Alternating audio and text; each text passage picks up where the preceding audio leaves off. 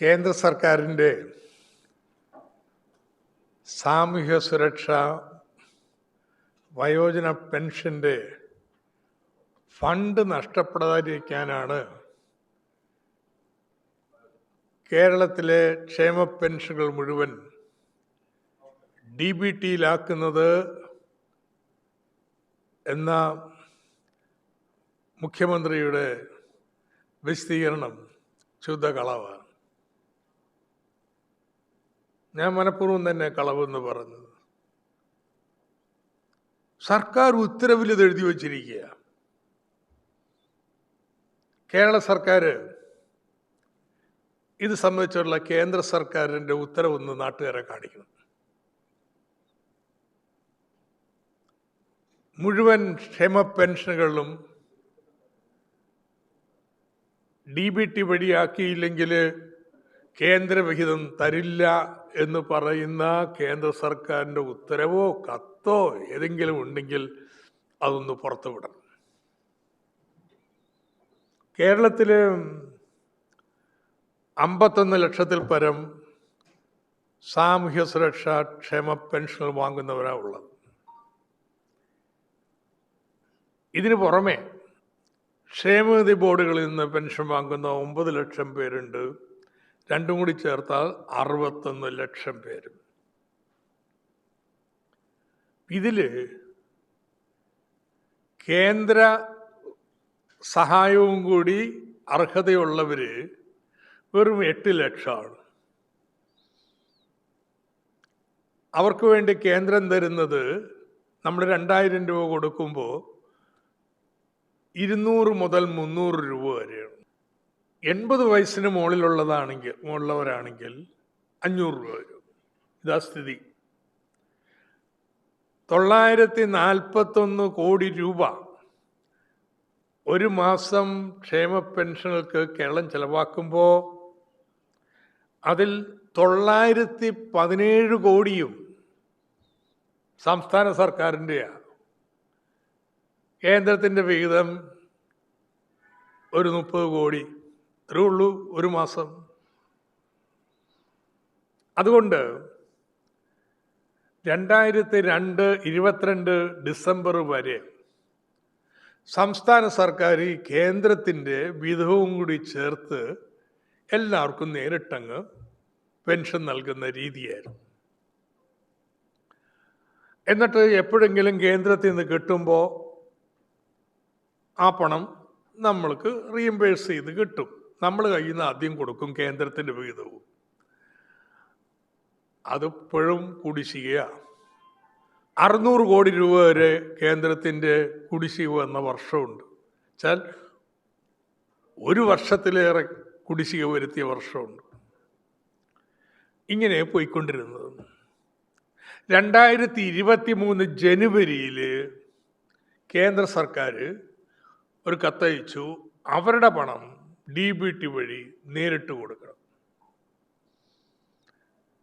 നിങ്ങളുടെ പണം അതോടൊപ്പം നൽകണമെങ്കിൽ നേരിട്ട് കേന്ദ്രത്തിന് നമ്മൾ പണം കൊടുക്കണം, എന്നിട്ട് അവർ DBT കൊടുക്കും. വളരെ വിചിത്രമായിട്ടുള്ള ഒരു ഉത്തരവാണ്. 200-300 രൂപ തരുന്നവരുടെ പെൻഷനൊപ്പം നമ്മുടെ പെൻഷൻ നൽകണമെന്നുണ്ടെങ്കിൽ അഡ്വാൻസ് അങ്ങോട്ട് പണം കൊടുക്കണമെന്നുള്ളത്.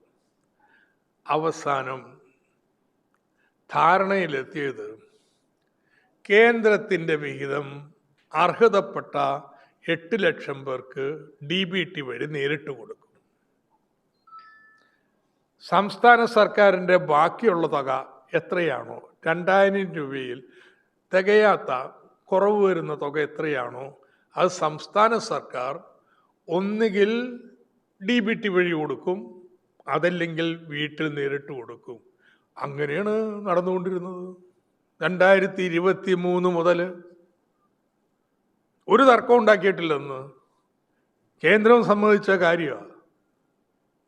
കേന്ദ്രത്തിൻ്റെ പണം നേരിട്ട് നൽകണമെന്ന് DBT വഴി നൽകണമെന്നല്ലാതെ സംസ്ഥാനം നൽകുന്ന പണം മുഴുവനും DBT വഴി കേന്ദ്രത്തിൻ്റെ ചാലു വഴി കൊടുക്കണമെന്നൊന്നും ഒരു ആവശ്യം ഉണ്ടായിട്ടില്ല.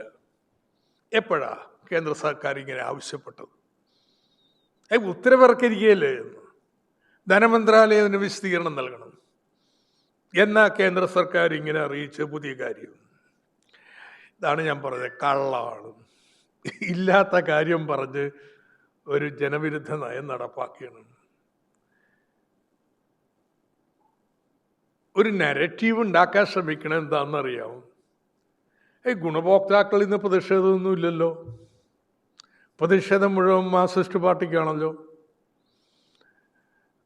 മാർക്സിസ്റ്റ് പാർട്ടിക്ക് നിശ്ചിത താല്പര്യമുണ്ട് ഇതിൽ നിന്നൊക്കെ പ്രാദേശികമായിട്ട് ഒന്നീ പണം എടുക്കുന്നുണ്ടാവണം, അതില്ലെങ്കിൽ രാഷ്ട്രീയ നേട്ടം ഉണ്ടാക്കണം എന്നൊക്കെ വെച്ചുള്ളൊരു നരറ്റീവാണ് ഉണ്ടാക്കാൻ ശ്രമിക്കുന്നത്. ആർക്കും എതിർപ്പില്ലല്ലോ മാർക്സിസ്റ്റ് പാർട്ടി ഒഴികെ എന്നുള്ളത്. എതിർപ്പിൻ്റെ കാര്യം കാണാമെന്ന്, പെൻഷൻ്റെ സമയമാവട്ടെ, എങ്ങനെ ഉണ്ടാവാൻ പോണേ എന്നുള്ളത്. 23 ലക്ഷം പേർക്ക് അക്കൗണ്ട് തുടങ്ങണ ചില്ലറ കാര്യമോ? അക്കൗണ്ട് തുടങ്ങിയാൽ പറ്റപ്പോൾ ആധാറുമായി ബന്ധപ്പെടുത്തണം, അവിടെ എലിജിബിൾ സർട്ടിഫിക്കറ്റുമായിട്ട് ബന്ധപ്പെടുത്തണം. അങ്ങനെ അക്കൗണ്ട് തുടങ്ങുന്നതിന് 1ഉം 2ഉം അല്ല, 23 ലക്ഷം പേരാണ്.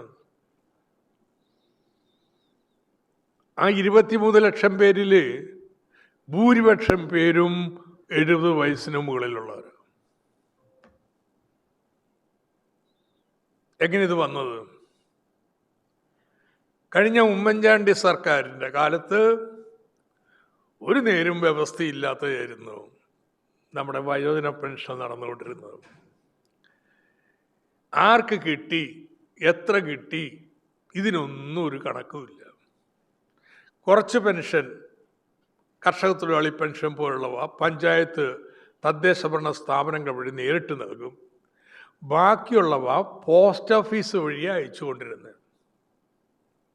ഭൂരിപക്ഷം പെൻഷനും പോസ്റ്റ് ഓഫീസ് വഴിയായിരുന്നു. പോസ്റ്റ് ഓഫീസ് വഴി അയക്കുന്നതിനുണ്ടായ പ്രശ്നം എന്താ? പോസ്റ്റ് ഓഫീസിൽ കേന്ദ്ര സർക്കാർ ജീവനക്കാരുടെ എണ്ണം കുറച്ചു. അപ്പോൾ പോസ്റ്റ് ഓഫീസിൽ ഒരാൾക്ക് ഒരു പഞ്ചായത്തിലെ എല്ലാവരുടെയും വീട്ടിൽ കൊണ്ടുപോയിട്ട് മണി ഓർഡർ കൊടുക്കാൻ പറ്റുമോ? അതുകൊണ്ട് ഇത് കുടിശ്ശികയായി, വിതരണം ചെയ്യാതെ കിടന്നു. അപ്പോൾ സംസ്ഥാന സർക്കാർ കുറച്ച് കഴിഞ്ഞപ്പോൾ പോസ്റ്റ് ഓഫീസിൽ കിടന്ന പണം തിരിച്ചെടുത്തു. ഇങ്ങനെയൊക്കെ വന്നതോടുകൂടി 2016 പുതിയ സർക്കാർ വന്നപ്പോൾ ആർക്കും അറിഞ്ഞുകൂടാ ഓരോരുത്തർക്കും എത്ര കുടിശ്ശിക എന്നുള്ളത്. അങ്ങനെ വന്നപ്പോഴാണ് ഉത്തരവിറക്കിയത്. എങ്ങനെയെന്നാണ് അറിയാമോ? ഓണത്തിന് ഇറക്കിയ ഉത്തരവ് ഒരാൾക്ക് നിശ്ചിത തുക 22,000 രൂപയിൽ അധികരിക്കാത്ത കുടിശ്ശിക മുഴുവൻ വീട്ടാൻ അങ്ങനെ ഉത്തരവിറക്കിയത്. കാരണം ആർക്കും അറിഞ്ഞുകൂടാ. ഇങ്ങനൊരു പ്രതിസന്ധി വന്നതിന് ഇപ്പോൾ അന്ന് സർക്കാർ ഒരു കാര്യം ചെയ്തു. കുടുംബശ്രീ വഴി എല്ലാ പെൻഷൻകാരുടെയും വീടുകളിൽ പോയി അവരോട് ചോദിച്ചു, നിങ്ങളുടെ പെൻഷൻ കുടിശ്ശിക എത്രയാണ്, നിങ്ങളുടെ അഭിപ്രായത്തിൽ ഞങ്ങൾ ചെക്ക് ചെയ്യും, നിങ്ങൾക്ക് ഏത് വഴി നിങ്ങൾക്ക് പെൻഷൻ കിട്ടണം, നേരിട്ട് ബാങ്ക് വഴി വേണോ അതല്ലെങ്കിൽ വീട്ടിൽ കൊണ്ടുതരണോ? കാരണം അന്നും ഫിനാൻസ് ഡിപ്പാർട്ട്മെൻറ്റ് ഉദ്യോഗസ്ഥർ DBTക്ക് വേണ്ടിയായിരുന്നു. ഞാനായിരുന്നു മന്ത്രി. അപ്പോൾ അങ്ങോട്ട് ഉത്തരവിറക്കല്ല ചെയ്ത DBT. ഏത് നമ്മുടെ പോസ്റ്റ് ഓഫീസ് വഴി നൽകാൻ പറ്റില്ല, അതുകൊണ്ട് DBT വഴിയാവട്ടെ. നോ, കേരളത്തിലെ ഓരോ പെൻഷൻകാരെയും ബന്ധപ്പെട്ട് നിങ്ങൾക്ക് DBT വഴി വേണോ വീട്ടിൽ കൊണ്ടുതരണോ എന്ന് ചോദിച്ച് അവർ പറഞ്ഞതിനടിസ്ഥാനത്തിലാണ് ഓരോ പഞ്ചായത്തിലും വീട്ടിലെത്തിക്കേണ്ടവർക്ക് വേറൊരു സിസ്റ്റം. അതല്ല ബാങ്ക് വഴിയാണെങ്കിൽ അവർക്ക് വേറൊന്ന്. ഐക്യമാണ് ഇതിൻ്റെ പ്രോഗ്രാം ഉണ്ടാക്കിയത്. ഇത്രയും പണി നടത്തിയിട്ടുണ്ടെന്ന് അല്ല, സംസ്ഥാന സർക്കാർ കുറച്ചധികം പേർക്ക് അങ്ങോട്ട് കൊടുക്കുകയല്ല ചെയ്തത്. ഇവർ സഹകരണ സംഘം വഴി പോട്ടെ എന്ന് പറഞ്ഞ് കൊടുക്കുകയല്ലേ ചെയ്തിട്ടുള്ളത്. കേരളത്തിലെ സഹകരണ സംഘങ്ങൾ LDFിൻ്റെ മാത്രമല്ല, UDFും LDFും ഉണ്ട്. ചില ജില്ലകളിൽ ഇത് മുഴുവൻ വിതരണം ചെയ്യുന്നത്, ഇപ്പോൾ മലപ്പുറം പോലുള്ള ജില്ലകളിൽ മഹാഭൂരിപക്ഷവും ലീഗിൻ്റെ നിയന്ത്രണത്തിലുള്ള സഹകരണ സംഘങ്ങളല്ലേ. അങ്ങനെ സഹകരണ സംഘം വഴി വരുമ്പോൾ വല്ല ക്രമക്കേടൊക്കെ നടക്കുന്നു. ക്രമക്കേടുണ്ടെങ്കിൽ എലിയെ കൊല്ലാൻ ഇല്ലഞ്ചൂടെയല്ല വേണ്ടത്. ഏതായാലും ഒരു മാധ്യമം, കൈരളിയല്ല, കണക്ക് പ്രസിദ്ധീകരിച്ചു. എത്രയാ, 272 ക്രമക്കേടുകൾ കണ്ടുപിടിച്ചതിൽ 202 UDFിൻ്റെ നിയന്ത്രണത്തിലുള്ള സംഘങ്ങളിൽ നിന്നാണ്. അപ്പോൾ ഇത് കേരളത്തിലെ സഹകരണ സംഘങ്ങൾ വഴി ഫലപ്രദമായി നടന്നുകൊണ്ടിരുന്നതാണ്. ഈ കോവിഡ് കാലത്ത്, വെള്ളപ്പൊക്ക കാലത്ത് എങ്ങനെയാ കഴിഞ്ഞ സർക്കാരിൻ്റെ കാലത്ത് പണം വീടുകളിലെത്തിയത്? ഈ സഹകരണ സംഘങ്ങളുടെ ഇടപെടൽ വഴിയിട്ടാണ്.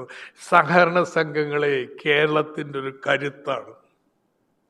അത് ഇവിടെ സെക്രട്ടേറിയറ്റിലെ ഉദ്യോഗസ്ഥന്മാർക്ക് പിടിയില്ല കേട്ടോ. അതുകൊണ്ട് എന്താ ഇപ്പോൾ ചെയ്തിരിക്കുന്നത്? ഈ സഹകരണ സംഘമില്ല, നേരിട്ടങ്ങ് കൊടുക്കാൻ പോവുകയാണ്. പക്ഷേ പ്രശ്നം എന്താ? ഈ വന്യവയോധികരായിട്ടുള്ള ആളുകൾ, ചെറുപ്പക്കാരായിട്ടുള്ള വയസ്സന്മാർ, 60, 65, 70 വരെയുള്ളവർ, അവരൊക്കെ DBTക്ക് ഓപ്റ്റ് ചെയ്തിട്ടുണ്ട്. കിടപ്പ് രോഗിയാവുണ്ടെന്ന് ഇതൊക്കെ ഒന്ന് മനസ്സിലാക്കുക. ഒരു 80 അടുത്ത് കഴിഞ്ഞാൽ വീടിനടുത്തല്ലാതെ ദൂരെ പോവില്ല, കിടപ്പ് രോഗിയായിട്ടില്ല. ഇങ്ങനെയുള്ള പ്രായാധിക്യമുള്ള മുഴുവൻ പേരും ഞങ്ങൾക്ക് വീട്ടിൽ കൊണ്ടെത്തരണം എന്നാ പറയുന്നത്. അവരൊക്കെ ഇനി അക്കൗണ്ട് തുറക്കാൻ വേണ്ടി പോകണം. 2, ഈ അക്കൗണ്ട് തുറക്കാൻ മാത്രമല്ല, എല്ലാ മാസവും മേടിക്കാൻ വേണ്ടി പോകണം. ഇവർ പോയില്ലെങ്കിലും വേറെ ആരെങ്കിലും പോണ്ടേ? വേറെ ആരെങ്കിലും പോയാൽ ഇത് ഇവരുടെ കയ്യിൽ കിട്ടുമെന്ന് വല്ല ഉറപ്പുണ്ടോ? ഇതെന്റെ പ്രശ്നം. 23 ലക്ഷം പേര് ഏതാനും ദിവസം എല്ലാ ബാങ്കിലും കയറി കഴിഞ്ഞാൽ ബാങ്കിലുണ്ടാവുന്ന ബഹളം എന്തായിരിക്കും? ഇവർ ഓൺ ദർ വൊളീഷൻ, അവർ തന്നെ പറയുന്നു ഞങ്ങൾക്ക് സൗകര്യം വീട്ടിൽ തരുന്നതാണ്. ഇല്ല, നിങ്ങൾ ബാങ്കിൽ പോയി ക്യൂ ഒന്ന് മേടിക്കണം. എന്തിനു വേണ്ടിയിട്ടാണ്? ഇതാണ് ഉയർന്നു വരുന്ന ചോദ്യം. എന്തിനു വേണ്ടിയിട്ടായി ചെയ്യുന്നത്? കേന്ദ്രം പറയുന്നൊന്നും പറയണ്ട, കേന്ദ്രമൊന്നും പറഞ്ഞിട്ടൊന്നുമില്ല. ഇതാരുടെ തലയിൽ ഉദിച്ച ബുദ്ധിയാണ്. അപ്പോൾ ഇതിനെതിരെ വലിയ പ്രതിഷേധം വരുന്നതിനെ കുറിച്ചൊന്നും ആർക്കും സംശയം വേണ്ട കേട്ടോ. ഇതിവിടെ അവസാനിക്കാൻ പോകുന്നില്ല. ജനങ്ങളെ ഇങ്ങനെ കഷ്ടപ്പെടുത്തുന്നതിൻ്റെ പിന്നിൽ ഒറ്റ ലക്ഷ്യം മാത്രമേ ഉള്ളൂ. വീട്ടിൽ കൊണ്ടുപോയി കൊടുക്കുമ്പോൾ തീയതി മാസാവസാനമാകുമ്പോൾ ആ കൊണ്ടുവരുന്ന ആളെ ആർക്കും ചോദിക്കുന്ന തരാത്തത് ജനം അറിയും. സമ്മർദ്ദവും ഓരോരുത്തരുടെ അക്കൗണ്ടിലേക്ക് ആ പണം വരുന്നതെങ്കിൽ അയാൾക്കല്ലേ അറിയുള്ളൂ വന്നോ ഇല്ലേ എന്നുള്ളത്. ഇത് തന്നെ ലക്ഷ്യം. ഇനി അക്കൗണ്ടൊക്കെ തുറന്ന് ഇതൊക്കെ റെഡിയാവാനായിട്ട് 1 or 2 മാസം അതുവരെയും പെൻഷൻ കൊടുക്കാതെ പോകാൻ പറ്റുമെന്നാണ് ചേർന്നത്. 3000 രൂപയുടെ പെൻഷൻ നൽകുമെന്നും പറഞ്ഞ് അധികാരത്തിൽ വന്നവർ പെൻഷൻ വർദ്ധിപ്പിക്കുന്നത് മാത്രമല്ല, സമയത്ത് നൽകാനുള്ള പണി പോലെ അവസാനിപ്പിക്കുകയാണ്. ഇങ്ങനെ DBT വഴി ആണല്ലോ നമ്മുടെ ഗ്യാസിൻ്റെ സബ്സിഡി കൊടുക്കാൻ തീരുമാനിച്ചത്. ഇപ്പം എവിടെ എത്തി? ആർക്കെങ്കിലും സബ്സിഡി കിട്ടുന്നുണ്ടോ? അങ്ങ് നിർത്തി. ഒറ്റപ്പെട്ട വ്യക്തികളുടെ അക്കൗണ്ടിലേക്കല്ലേ വരുന്നത്. ഒറ്റപ്പെട്ട വ്യക്തികളുടെ അക്കൗണ്ടിലേക്ക് വരുമ്പോൾ വന്നില്ലെങ്കിൽ അവർ കാത്തിരിക്കും. കാത്തിരിച്ച് കിട്ടിയില്ലെങ്കിൽ അങ്ങനെ പോവും. ഇത് കൃത്യമല്ലേ? അപ്പം അതുകൊണ്ട് ഇത് ജനദ്രോഹ നടപടിയാണ്. വ്യവസ്ഥാപിതമായി നടന്നുകൊണ്ടിരുന്ന ഒരു സമ്പ്രദായം. അത് ഈ 23 ലക്ഷം പേരും ഞങ്ങൾക്ക് നേരിട്ട് വീട്ടിൽ ഞങ്ങളുടെ പെൻഷൻ തരണമെന്ന് ആവശ്യപ്പെട്ടതിൻ്റെ പ്രകാരത്തിൽ നടപ്പിലിരുന്നൊരു സംവിധാനത്തെ എന്തിന് ഈ രീതിയിൽ തകർക്കണം? പെൻഷൻ തന്നെ തകർക്കാനുള്ള ഏർപ്പാടാണ് എന്ന് സംശയിക്കേണ്ടിയിരിക്കുന്നു. ഇപ്പോൾ ഒന്ന് അവസാനിപ്പിച്ചു, സ്ത്രീ സുരക്ഷാ സഹായം. അടുത്ത കൈവെക്കാൻ പോകുന്ന ഇതിലേക്കാണോ? അപ്പം അതുകൊണ്ട് ഈ ജനദ്രോഹ നടപടിയിൽ നിന്ന് UDF പിൻവാങ്ങണം. ഒരു സംശയം വേണ്ട, ഇക്കാര്യത്തിൽ ശക്തമായിട്ടുള്ള പ്രതിഷേധം കേരളത്തിലുണ്ടാവും. ഇതെങ്ങനെയാണ് UDF തീരുമാനങ്ങൾ ഓരോന്നും എടുക്കുന്നതെന്ന് നമുക്ക് അറിഞ്ഞുകൂടാ. ഏതായാലും ഇത് വകുപ്പ് മന്ത്രി കാണാതെ ഇതുപോലെ ഉത്തരവ് ഇറക്കാൻ പറ്റില്ല. ഇപ്പോൾ VD സതീശൻ കണ്ടിട്ടുണ്ട്, ഒപ്പുവെച്ചിട്ടുണ്ട്, അത് ഉറപ്പ്. പക്ഷെ വേണ്ടത്ര മൈൻഡ് അപ്ലൈ ചെയ്തിട്ടുണ്ടോ എന്ന് എനിക്കറിയത്തില്ല. കാരണം ഒരു ഉപരിപ്ലവരമായിട്ടുള്ള മോഡേണിറ്റിയുടെ വക്താവാണ്, എല്ലാ കാര്യങ്ങളും ആധുനികമായി തീരുക.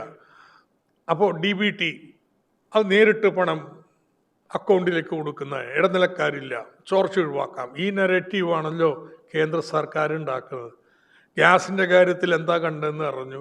ഏതെങ്കിലും തൊഴിലുറപ്പ് തൊഴിലാളിയോട് ചോദിക്കുക, അവർ പറഞ്ഞു തരും ഇപ്പോൾ ഉള്ള ദുരിതം എന്താണെന്നുള്ള, പൈസ കിട്ടാനുള്ളത്. CAG പറഞ്ഞിട്ടുണ്ടെന്ന്. കാരണം ബാങ്ക് അക്കൗണ്ട്, ആധാർ, പിന്നെ അവരുടെ ഏതിൽ നിന്നാണോ സ്കീം വരുന്ന സ്കീമിൻ്റെ രേഖ, ഇതെല്ലാം ഒരുമിച്ചാക്കണം. അത് ജൻധൻ അക്കൗണ്ട് അല്ലെങ്കിൽ മിനിമം ബാലൻസും വെക്കണം. ഈ പാവപ്പെട്ടവർക്ക് ജൻധൻ അക്കൗണ്ടാണോ നോർമൽ അക്കൗണ്ടാണോ എന്നൊന്ന് തിരിച്ചറിഞ്ഞുകൂടാ. എന്തൊക്കെ പ്രശ്നങ്ങളാണ് ഇത്! ഇതിൻ്റെ ഗുണഭോക്താക്കളോടൊന്ന് ചർച്ച ചെയ്യാനുള്ള ഒരു പ്രാഥമിക മര്യാദ ഈ സർക്കാരിന് വേണ്ടേ? എന്നിട്ട് ഇങ്ങനെ അങ്ങൊരു ഉത്തരവിറക്കുകയും അതിൻ്റെ താഴത്ത് ഇതിനെ പ്രതിഷേധിക്കുന്നവരുടെയൊക്കെ പോസ്റ്റിന് കീഴിൽ സംഘടിതമായിട്ട് UDFൻ്റെ അനുകൂലികളായിട്ടുള്ള സൈബറുകാർ വന്ന് പണം തട്ടിയെടുക്കാൻ പറ്റാത്തതിൻ്റെ പ്രയാസമാണ് എന്നൊക്കെ എഴുതി വിളിക്കുക. അങ്ങനെ ഒരു നെറേറ്റീവ്. ഇപ്പോൾ പറയുന്നത് കേരളത്തിൽ ആർക്കും പ്രതിഷേധമില്ലല്ലോ. അത് ശരി, പ്രതിഷേധിക്കണമല്ലോ കേരളം. അതാവും, അത് വരുന്ന ദിവസങ്ങളിലാവും. അപ്പോൾ ചോദ്യം, എന്തുകൊണ്ടിങ്ങനെ ചെയ്യുന്നു? എനിക്ക് ആലോചിച്ചിട്ട് മനസ്സിലാക്കാൻ പറ്റുന്ന കാര്യം, ഈ സർക്കാരിന് കുറച്ചും കൂടി മാന്യൂവറബിലിറ്റി കിട്ടും, പെൻഷൻ കൊടുക്കാനും കൊടുക്കാതിരിക്കാനും വൈകാനും ഒക്കെ ആയിട്ട്. ഞാൻ 2016 മുമ്പ് പോസ്റ്റ് ഓഫീസ് വഴി കൊടുത്തുകൊണ്ടിരുന്നപ്പോൾ പോസ്റ്റ് ഓഫീസിൽ നിന്നും മണി ഓർഡറാണ് കൊടുക്കുന്നത്. ഈ ഒറ്റക്കൊറ്റക്ക് ഓരോരുത്തർക്കല്ലേ കിട്ടുന്നത്. കുറച്ച് കഴിഞ്ഞപ്പോൾ ഇതിന് എന്താ ഒരു ആർക്ക് കിട്ടിയില്ല എന്നൊരു വ്യവസ്ഥ ഇല്ലാതായിപ്പോയി. പക്ഷെ പ്രതിഷേധം ഉണ്ടായോ? സംഘടിതമായിട്ട് മുദ്രാവാക്യം വിളിച്ച് ആരെങ്കിലും പ്രതിഷേധിച്ചോ? കാരണം ഒറ്റപ്പെട്ട വ്യക്തികളല്ലേ ഇതിൻ്റെ ഗുണഭോക്താക്കൾ. അതിലേക്ക് മാറ്റാനുള്ളൊരു ശ്രമമാണോ? അങ്ങനെ കൊണ്ടാണ് പെൻഷൻ തന്നെ അതിന് നിയന്ത്രണവും കുടിശ്ശികയും വരുത്താനുള്ള പഴയ ഉമ്മൻചാണ്ടിയുടെ കാലത്തേക്ക് തിരിച്ചു പോകാനുള്ളൊരു ഏർപ്പാട്ടിൻ്റെ തുടക്കമാണോ എന്ന് സംശയം. അല്ല, തുക നൽകുന്നത് കൊണ്ടുപോകുന്ന അവിടുത്തെ ഉദ്യോഗസ്ഥരല്ലേ. അങ്ങനെ ഉദ്യോഗസ്ഥർ പോകുമ്പോൾ പല സ്ഥലത്തും ജനപ്രതിനിധിയും എല്ലാം പോകും. ഇന്നിപ്പോൾ ജനപ്രതിനിധി പോകുന്ന ആരാ? കൂടുതൽ ജനപ്രതിനിധികൾ കോൺഗ്രസിൻ്റെതല്ലേ. ഇന്നത്തെ തദ്ദേശ ഭരണ സ്ഥാപനങ്ങളിൽ അതിലെന്താ തെറ്റെന്ന് ഞാൻ പറയുന്ന, അപ്പോഴാണ് കൂടുതൽ സുതാര്യത വരിക, കൃത്യമായിട്ട് കിട്ടുന്നുണ്ടെന്നൊക്കെ ഉറപ്പ് വരുത്താൻ പറ്റുക. അതൊന്നും ജനവിരുദ്ധമൊന്നുമല്ല, എൻ്റെ പ്രൈവസിലുള്ള കയ്യേറ്റമൊന്നുമല്ല. സമയബന്ധമായിട്ട് ഇത് വിതരണം ചെയ്യപ്പെടുന്നുണ്ടെന്ന് നോക്കാൻ വേണ്ടിയിട്ട് ജനപ്രതികൾ ഇടപെടുന്നു. അവിടെ കിടന്നിട്ടില്ല, ഇത്ര ദിവസമായി, എന്താ നിങ്ങൾ കൊണ്ടു കൊടുക്കാത്തതെന്ന് ചോദിക്കുന്നു. അതൊക്കെ ന്യായമായിട്ടുള്ള പെരുമാറ്റ രീതികളല്ലേ. ഇന്നത്തെ ഫെഡറൽ സിസ്റ്റത്തിനുള്ളിൽ കേന്ദ്ര സർക്കാർ ഉത്തരവ് വന്നു കഴിഞ്ഞാൽ സംസ്ഥാന സർക്കാർ ചിലപ്പോൾ അതിനെ ചെയ്യേണ്ടി വരും. പക്ഷെ പ്രതിഷേധം എന്ന് പറഞ്ഞൊന്നില്ലേ. ഈ ഫെഡറൽ സംവിധാനത്തിനുള്ളിൽ BJP ആണ് കേന്ദ്രം ഭരിക്കുന്നത്. BJP അല്ലല്ലോ കോൺഗ്രസ്, അല്ലെന്നല്ലേ പറഞ്ഞുകൊണ്ടിരിക്കുന്നത്. ഇപ്പം നമ്മുടെ നിലപാടുകൾക്ക് വിരുദ്ധമായ ഒരു കാര്യം ചെയ്യണമെന്ന് പറഞ്ഞാൽ ചെയ്യേണ്ടി വന്നാൽ പ്രതിഷേധത്തോടെ ചെയ്യുക. ഒരു പ്രതിഷേധവും പോലും ഇല്ലാതെ ആലപിച്ചോണമെന്നും പറഞ്ഞ് ഉത്തരവിറക്കണമെന്ന് ആരെങ്കിലും പറഞ്ഞു? അതെ, ഞാൻ ആലപിക്കുന്നില്ല ഞങ്ങളുടെ ചടങ്ങിൽ. കേന്ദ്രം ചോദിക്കട്ടെ എന്ന്, ഞങ്ങളോട് ചോദിക്കട്ടെ. ഇത് അഡ്വാൻസ് ആയിട്ട് ഏത് കാര്യത്തിലും ഒരു മൃദുഹിന്ദുത്വ സമീപനത്തിലേക്ക് മാറുകയാണ്. വി.ഡി. സതീശന്റെ ചിന്ത ഇങ്ങനെ കേന്ദ്രത്തെ മണിയടിച്ച് കാര്യങ്ങൾ ചെയ്യാവുന്നതാണ്. അത് സത്യമായിട്ടും അങ്ങനത്തെ ഒരു ചിന്തയിലാണ് കേട്ടോ. അതിലേറ്റവും പരിഹാസ്യം, കേരളം ഭയങ്കര കടക്കിണിയിലാണ് എന്നൊക്കെ പറഞ്ഞ് വോട്ട് പിടിച്ച് മനുഷ്യന്മാരെ പേടിപ്പിച്ച് വോട്ട് മേടിച്ചവര് സാധാരണ കിട്ടാവുന്ന കടം മാത്രം പോരാ, ഒരു 30% കൂടി കടമെടുക്കാനുള്ള അവകാശം ഈ വർഷം വേണമെന്ന് രഹസ്യമായിട്ട് കത്തയച്ചവർ, നിവേദനം കൊടുത്ത, കത്തല്ല നിവേദനം. കേരള സർക്കാർ 30% കൂടി വായ്പ എടുക്കാനുള്ള അനുവാദത്തിന്, പ്രത്യേക അനുവാദത്തിന് ആവശ്യപ്പെട്ടിട്ടുണ്ടെന്ന് ആരോടെങ്കിലും പറഞ്ഞോ? കേരളത്തിലെ ധനപ്രതിസന്ധി പരിഹരിക്കുന്നതിന് ഇപ്പൊ കണ്ടെത്തിയിരിക്കുന്ന മാർഗം കേന്ദ്ര സർക്കാരെ ഇത്തരത്തിൽ മണിയടിക്കുക, അഡ്വാൻസായിട്ട് അവരുടെ ഹിന്ദുത്വ നിലപാടുകൾക്ക് പിന്തുണ നൽകുക എന്നായിട്ട് മാറിയിരിക്കുകയാണ്. ഉദ്ദേശം ഇതാണ്. പക്ഷെ കേന്ദ്രം കഴിഞ്ഞില്ല കേട്ടോ. അഡീഷണൽ വായ്പ എടുക്കാനുള്ള അനുവാദമൊന്നും കൊടുത്തിട്ടില്ല. അങ്ങനെ നിഷേധിച്ചുകൊണ്ട് കത്ത് വന്നപ്പോഴാണ് നമ്മൾ മനസ്സിലാക്കിയത്, അയ്യോ ഈ കടപ്പേടിക്കാരൻ 30% കൂടി വായ്പ എടുക്കാൻ വേണ്ടി ചെന്നിരിക്കുന്നു എന്നുള്ളത്. അപ്പോൾ ഇത് ലേറ്റസ്റ്റ് ഉദാഹരണമാണ്. ഇവിടെ വന്ദേ മാതരം 6 ചരണങ്ങൾ പൂർണ്ണമായിട്ട് പാടണം എന്ന് കേന്ദ്രം പറഞ്ഞു. അത് ശരിയല്ല. ഇന്ത്യൻ നാഷണൽ കോൺഗ്രസിന്റെ AICC ഇങ്ങനെയാണ് തീരുമാനിച്ചിരുന്നത്. വേറെ ആരുമല്ല, കോൺഗ്രസിന്റെ നേതൃത്വം തീരുമാനിച്ചിരുന്നത് ഇങ്ങനെയാണ്. അതാണ് ഭരണഘടനാ സഭയിലുണ്ടായ ചർച്ചയുടെ സത്ത. നിങ്ങളിന്ന് പറയുന്നത് വർഗീയ ലക്ഷ്യം വെച്ചാണ് എന്ന് പറഞ്ഞിട്ട് നിർത്തിയൊന്നുമില്ല. കേന്ദ്രത്തിന് ഉത്തരവാണ്, പറയാൻ വാതുറക്കുന്നില്ലല്ലോ. അപ്പം അതുകൊണ്ട് ഈ കാര്യത്തിൽ മാത്രമല്ല, എല്ലാ കാര്യങ്ങളിലും കേന്ദ്ര സർക്കാരിൻ്റെ ഹിന്ദുത്വ നയ സമീപനങ്ങൾക്ക് കീഴ്വഴങ്ങിക്കൊടുക്കുന്ന ഒരു നിലപാടാണ് ഇന്ന് UDF സർക്കാർ സ്വീകരിച്ചു കൊണ്ടിരിക്കുന്നത്. കിടപ്പ് രോഗികൾ അവിടെ ഒന്നില്ലെന്ന് ഞാൻ പറയുന്നു. ഈ പ്രായത്തിൽ എനിക്ക് ബാങ്കിൽ പോയി നിൽക്കാൻ പറ്റില്ല. ഞാൻ സർക്കാരിനോട് പറയണേ, എനിക്ക് എൻ്റെ വീട്ടിൽ കൊണ്ടുപോയി തരണം. ഇനി ഞാൻ കിടപ്പായിട്ടില്ല, പക്ഷെ ഞാൻ വീടിന് വിട്ട് ദൂരെ പോകാറില്ല. ഇനി ഈ പണം എൻ്റെ കയ്യിൽ തന്നെ കിട്ടണം. എനിക്ക് വേറെ ആരെങ്കിലും ബാങ്കിൽ വിട്ടെടുപ്പിക്കാൻ പറ്റില്ല. അപ്പോൾ വാട്ട് എവർ റീസൺസ് 23 ലക്ഷം പേര് ആവശ്യപ്പെട്ടിട്ടാണ് അവർക്ക് വീട്ടിൽ കൊണ്ടുപോയി കൊടുക്കണേ. അല്ല സർക്കാർ ഒരു ദിവസം തീരുമാനിച്ചതല്ല ഞങ്ങൾ ഇത്രയും പേർക്ക് വീട്ടിൽ സപ്ലൈ ചെയ്യുന്നത്. അവരാവശ്യപ്പെട്ടതാണ്.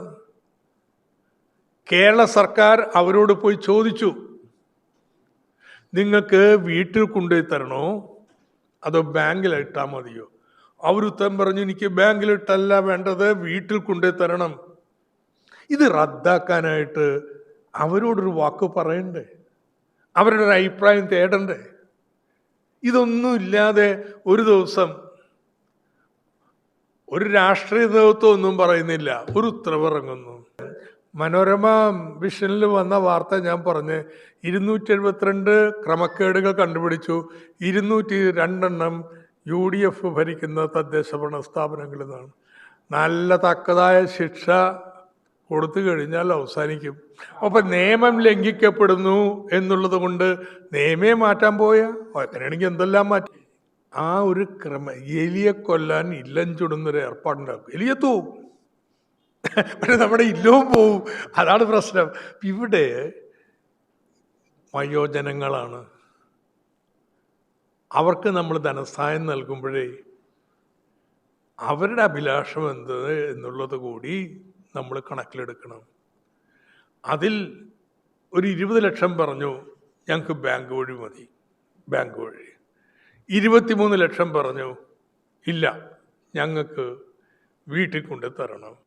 ഇനി നിങ്ങളത് അതിൻ്റെ അടിസ്ഥാനത്തിൽ അവർ പറഞ്ഞതിൻ്റെ അടിസ്ഥാനത്തിൽ സിസ്റ്റം നിൽക്കുകയല്ലേ, അത് മാറ്റുമ്പോൾ അവരോടൊന്ന് വർത്താനം പറയേണ്ടത്. പറയണം. അതാണ് ജനാധിപത്യം. ആ ജനാധിപത്യം മര്യാദകളൊന്നും ഇല്ലാത്ത ഒരു കൂട്ടമായിട്ട് UDF സർക്കാർ മാറിക്കൊണ്ടിരിക്കുകയാണ്. കുടിശ്ശികയില വരുത്തിയത് ബാങ്കിന് കൊടുക്കാനുള്ള, അതെങ്ങനെ കൊടുത്തിട്ടുണ്ട്, കുടിശ്ശിക വന്നിട്ടുണ്ട്, കൊടുക്കും. ഇനി 30 രൂപ എന്ന് പറയുന്നൊരു സർവീസ് ചാർജ് തതിയോ വീട്ടിൽ കൊണ്ടുപോയി കൊടുക്കുന്നതിന്. ആ പാവപ്പെട്ട ജീവനക്കാരൻ പോകുമ്പോൾ അയാൾക്ക് ഒരു സഹായം കൊടുക്കണ്ടേ? ഇനി ഇതുകൊണ്ടും തീർന്നില്ല കേട്ടോ. സർക്കാരിൻ്റെ ആ മാസം പണമില്ല, പെൻഷൻ മുടങ്ങരുത്. എവിടെ നിന്നാ പണം? ഈ സഹകരണ ബാങ്കിൽ നിന്നാണ്. ആ ബാങ്കിൽ നിന്ന് വായ്പ എടുത്ത് അവർക്ക് തന്നെ കൊടുക്കാൻ വേണ്ടി ഒരു പെൻഷൻ കമ്പനി ഉണ്ടാക്കി. ഇനി ആ പെൻഷൻ കമ്പനി വേണ്ടെന്ന് പറഞ്ഞു. നീ കാത്തിരുന്ന് കണ്ടോ, ഉമ്മൻചാണ്ടിയുടെ കാലത്തേക്ക് തിരിച്ചു പോയാണ് സാമൂഹ്യക്ഷേമ പെൻഷൻ. ശരി, there's a pattern to it. ഭരിക്കുന്ന സർക്കാരിന് തീരുമാനങ്ങൾ എടുക്കാം, പക്ഷെ ആ തീരുമാനം എടുക്കുമ്പോൾ ഇവിടെ ഞാൻ പറയുന്നത് വേറൊരു സർക്കാർ തീരുമാനിച്ചെന്നല്ല. ഇതിൻ്റെ 23 ലക്ഷം ഗുണഭോക്താക്കൾ ഞങ്ങൾക്ക് വീട്ടിൽ കൊണ്ടുപോയി തരണം, അതാണ് അഭികാമ്യം എന്ന് പറഞ്ഞൊരു കാര്യമാണ് റദ്ദാക്കണത്. അതെങ്ങനെ ന്യായീകരിക്കും?